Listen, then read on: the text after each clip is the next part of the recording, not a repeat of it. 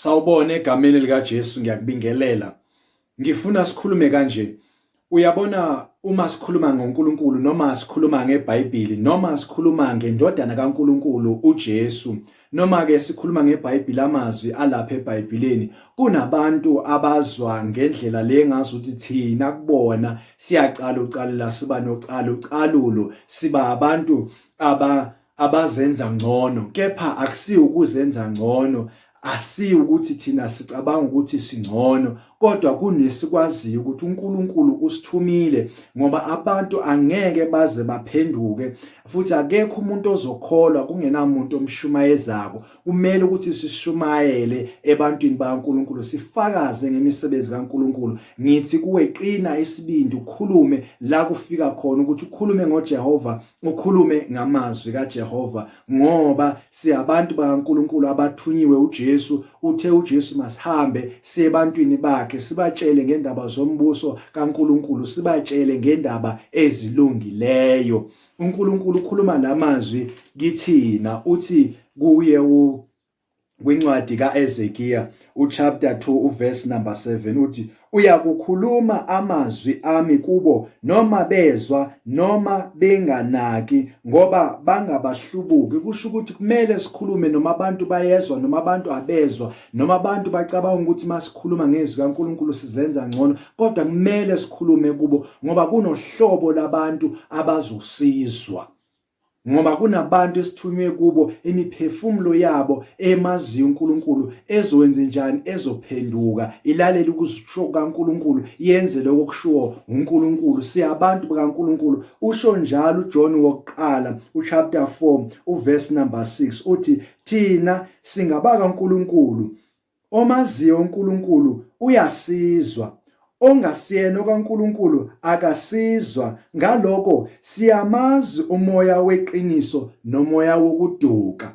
kusho ukuthi kunabantu abanomoya wokuduka ngiyithanda ngesilungu ngoba ithi ngesilungu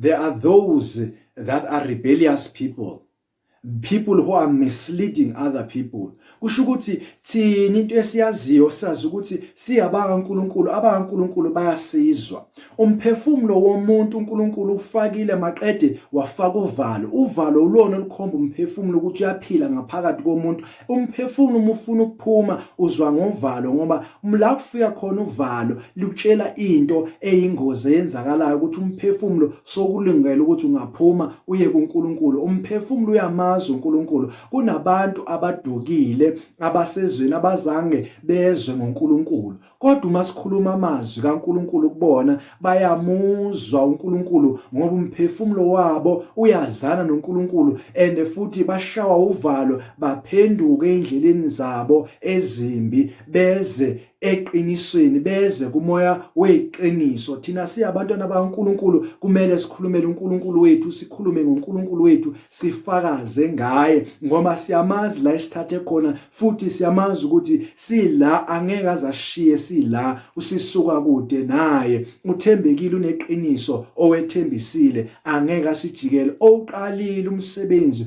uzowufeza wena ngakho ke qina isibindi wazi ukuthi unoNkulunkulu osesayidini lakho unoNkulunkulu ongakuwena unoJesu ongummeli wakho emazulwini ngoba phela ezulwini silindelwe ukuthi siyabantu abanqobayo la emhlabeni sinqoba ngegama lika Jesu igama lika Jesu lona esilinikiwe kepha izwi likaNkulunkulu alikwazi ukuthi lingahamba kungenamuntu oshumayelayo kepha ke nanoma thina uNkulunkulu esithumile ngoba uNkulunkulu usinikele izwi lakhe ukuthi lihambise ebantwini uthi uNkulunkulu uma thina singafuni ukukhuluma ngezwi lakhe kuzosuka kukhulume amatshe akhulume ebantwini kusho ukuthini lo kusho ukuthi ulizwi likaNkulunkulu angeke lavinjwa umuntu icebo likaNkulunkulu alingevinjwe umuntu bazokubiza ngamagama uma ukhuluma ngoJesu uma ukhuluma ngezibhalo uma ukhuluma ngokusho iBhayibheli uma uhambisana neBhayibheli uthi mina ngikwenzi lokho ngoba iBhayibheli alivumi mina ngeke ngikwazi ukwenza lokho ngoba iBhayibheli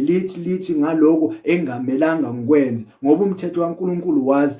Bazosuka abantu bakubeke ngamagama, bakubize ngamagama, bakuthuke nokukuthuka, bathi uzenza ngcono, bathi futhi uyadukisa, bathi kuza ngenkolo yama-Western, inkolo yabelungu. Kodwa le akusiyona inkolo yabelungu, inkolo kaNkulunkulu, amazwi kaNkulunkulu. Konke lokho okulotshiwe ezibhalweni kuyiqiniso, futhi kuyiqiniso nje. Kunama-scientists abhiza asebenza ngeBhayibheli ukuprove ukuthi leli Bhayibheli liyiqiniso noma liyamanga. Kepha-ke leli Bhayibheli liyiqiniso. Kune-website engiyibekayo khona la ukuthi ukhona ungena kuyona ubone umsebenzi wama-scientists, umsebenzi wabantu abadiscovera izinto zeBhayibheli.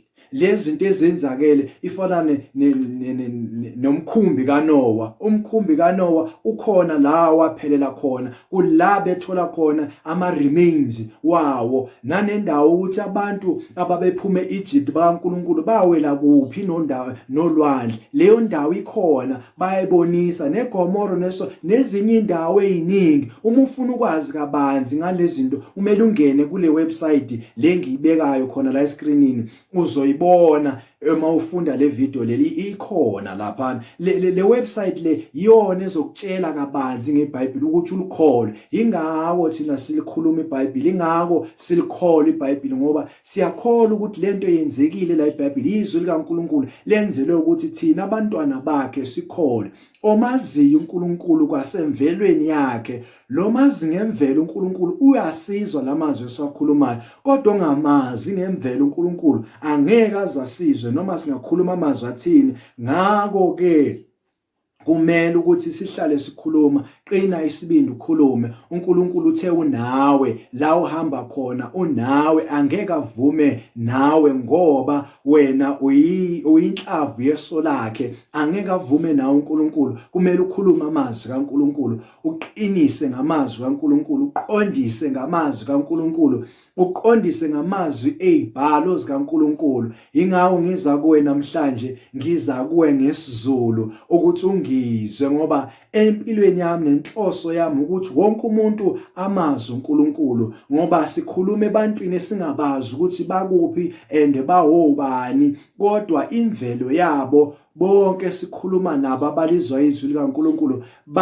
baba novalo, basizwe nemessage esiyidlulisa kubona, bayizwe baze baphendukele uNkulunkulu, babeke ithemba labo uNkulunkulu, babe bayasinda ngaleyo ndlela, ngoba uNkulunkulu uzosivuza ngemisebenzi esiyenzayo. Sizowunika umvuzo omkhulu ngemisebenzi esiyenzayo. Ukholo lwethu liboniswa ngemisebenzi yethu esiyenzayo. Ingakho kumele senze njani? Sisebenze, sitshela abantu ngoNkulunkulu, sifakaze ngoNkulunkulu, sifakaze ngoJesu. Uma ngifika kulesigaba, kule video, isigaba sokuthi ngitshele wena ukuthi sokuyisikhathi sakho sokuthi manje ukholwe uJesu. Uma ukholwa ukuthi uJesu uyindodana kaNkulunkulu, ukuthi uJesu weze emhlabeni ezosindisa abantu bakaNkulunkulu ukuze bonke abakholwayo kuye babe nobomi obungunaphakade, manje sokuyisikhathi sokuthi lokho ukukholwe ukwenze. Umamukele uJesu, umvume ukuthi abe inkosi nomsindisi empilweni yakho, akulide empilweni yakho, akuse endaweni kaNkulunkulu ekuyizulu elilungiselele thina la kukhona khona indawo. Athi uJesu zikhona indawo zokuhlala ekhaya. Manje sokuyisikhathi sokuthi umamukeleke lo Jesu esikhuluma ngayo, ngoba sikhuluma ngezwi lakhe. Uma ufuna ukuhlakanipha, woza kuJesu. Uma ufuna impumelelo, woza kuJesu.